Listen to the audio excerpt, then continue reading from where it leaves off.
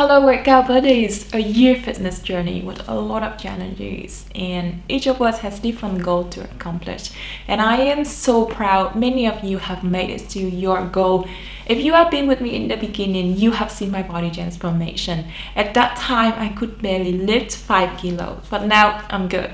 Starting InShape family initially to motivate all of you to share your fitness journey, because sometimes in life when you lose your track, I'm pretty sure you'll look back at your old photo and they will motivate you to continue your fitness journey and get back on track. And I am so overwhelmed. You join the community, you share your fitness journey, you share your workout routine, you share your diets, and that helps so many people.